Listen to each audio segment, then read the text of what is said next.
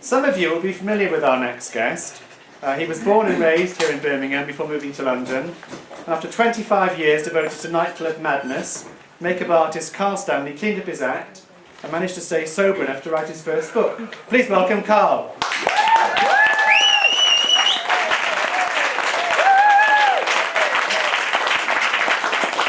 Thank you very much, and I don't know whether or not I want to apologise to you first for some of the stuff, or to my dad, or to my mum, or whatever, but yeah, and I hadn't been back to Birmingham for quite a few years until today, and yeah, it's quite funny walking out of New Street Station and seeing what an amazing job they've done of it. And then as I walked up to Holloway Head, just saw it was still a bit of a shithole, which warmed my heart a little bit, and I had a little walk around and saw some of the scenes of my misspent youth. So there was Rackham's, where I was done for shoplifting when I was 15, and then walked down past Station Street. There used to be a dance shop with a big silver slipper outside, and in front of there was an underground toilet called the Silver Slipper. The cottaging used to go on there, and I remember giving that a go when I was about 15. But as you can imagine, this was me back in the day, right? You didn't do too well going into an underground gentleman's club when you, do you know what I mean? It's kind of like quite hard. But anyway, Silver Slipper had been cemented over, so it's probably not a bad thing, so that was gone. And then there was a car park on Her Street that still exists, where, again, sorry Dad, gave someone a blowjob for a Savoy and 10 cigarettes. But it was 1984 and there was a bit of a recession going on then, so you have to do what you have to do. But anyway, I'm here to talk about my book, Kiss and Makeup. And basically, Kiss and Makeup is the story of mine and my mother, who's also here tonight, mine and my mother's path to friendship. And it's about the traits that we inherit, that you try and fight against when you're growing up, when you start to become aware of things that you see in your parents or whatever, and you hit teenage years, and you get aware of them, and you're like, oh my god, and then you're full of self-loathing anyway, because you're a teenager and you dress like that as well, which obviously you're trying to hide something. But then you have to come to terms with those things to have a happier life, and as you get older, and me and my mother are identical as well. We're like, no, we're not. Who that knows Mom thinks we're identical? Can anyone shout yes? Thank you very much. But you have to sort of get over that. You have to accept yourself, accept them, and now we're best friends, And also, Kiss and Makeup, my book is called Kiss and Makeup. It's also set against the backdrop of 1980s new romantic club culture in Birmingham, where I'm from. So there's a lot of characters in it. There's some you might know, like Twiggy and Julie Bedwell and Wayne, who does a radio show.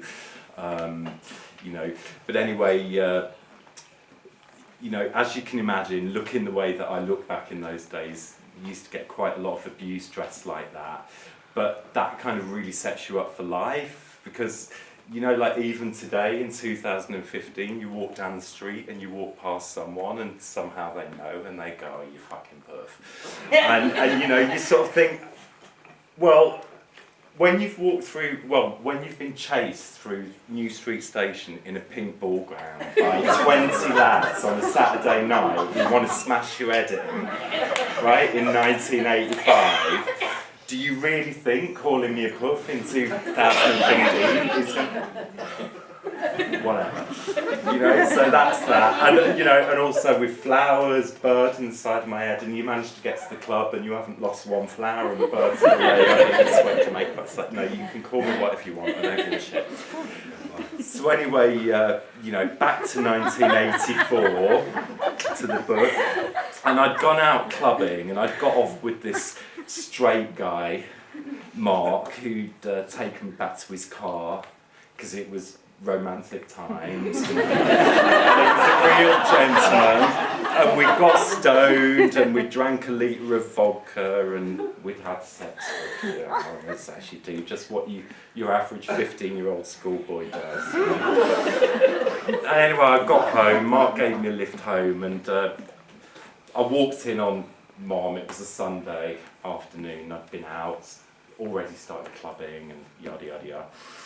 So I walked in on Mom, who was dismembering a roast chucky chicken, bones and all, with her Moulinex carver. And she cold-shouldered me and shouted, "Dinner!" and loaded the hostess trolley and shunced it into my ankles and wheeled it over my toes, which would have hurt more if I weren't reeling from other bruises, such as from going at it hell for leather in the confines of a three-door hatchback metro, such as the ring sting of a bumhole gaping. TV tire.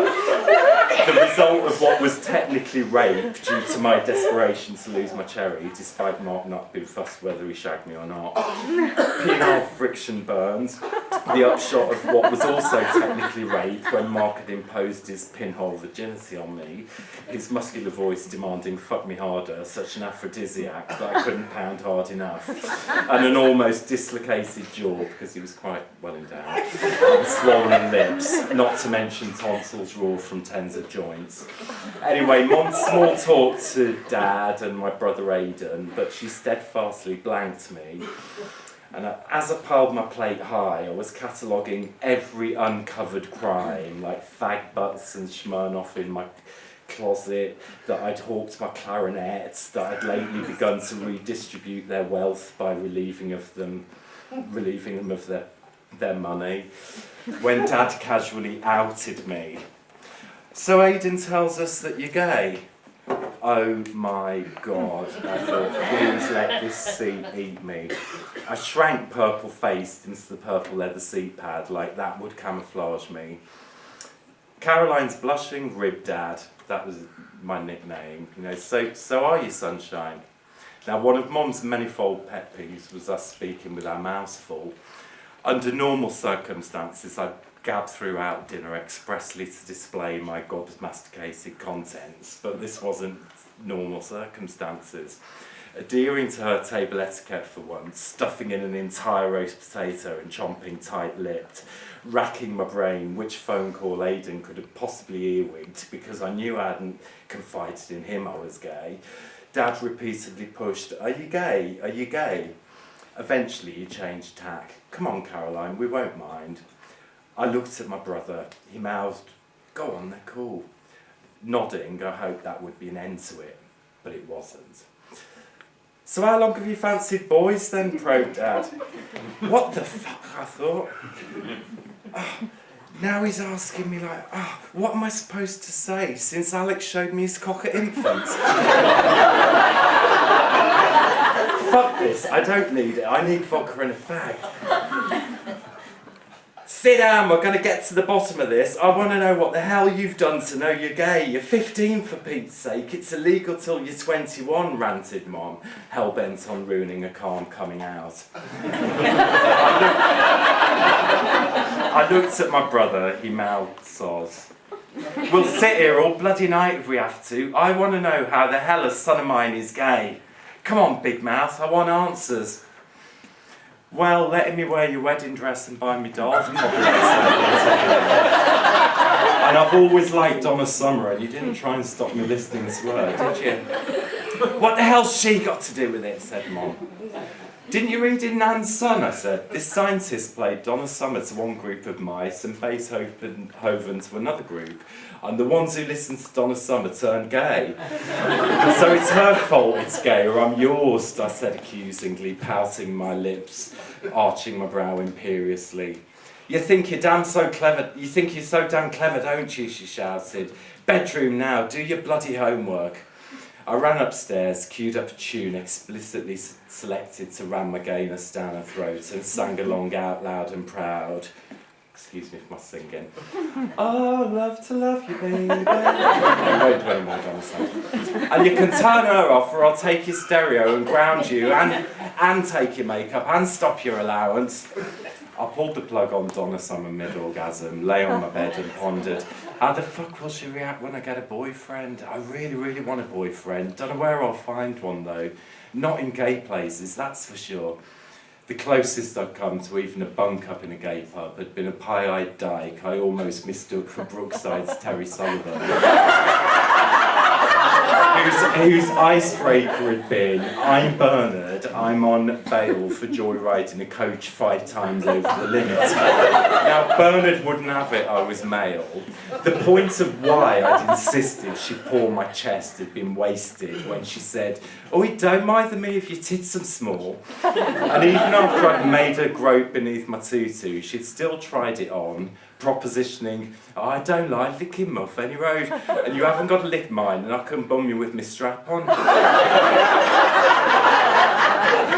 "Listen," I said, "it mightn't bother you if the birds you fuck aren't men, but call me old-fashioned. The men I sleep with have to have real cocks," I rejected the point blank.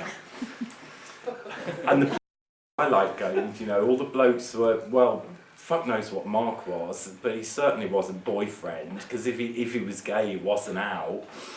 And I didn't want to have to sneak around in secret, you know? It's like, oh, why aren't there any guys I fancy? But he's got to be 6 foot, you know, it's not like I'm picky or anything, but he's got to be 6 foot tall, 4 inches taller than me, the right height difference to drape a protective arm around me, but not 1/8 of an inch more or we'd be a laughing stock. He's got to be thin but not skinny, and he's got to have black hair, dyed not natural. Because if his hair was naturally black, I'd be bitter he didn't have to endure the same tiresome PMT, that's prerequisite monthly touch-up of roots, that I have. He's got to wear makeup, but half the amount I do, and perfectly applied, but not better applied than mine though, I'd be jealous of that. And he's got to have great skin too, although the odd spot would be a must, so I wouldn't feel like an ugly head when I got one. And he's got to be amazing at giving blowjobs and want to give them all the time. No, besides that, I really wasn't all that fussy. Mr. Wright had to be out there somewhere. Maybe he'd be at the Susie concert next week. And he was. That's all.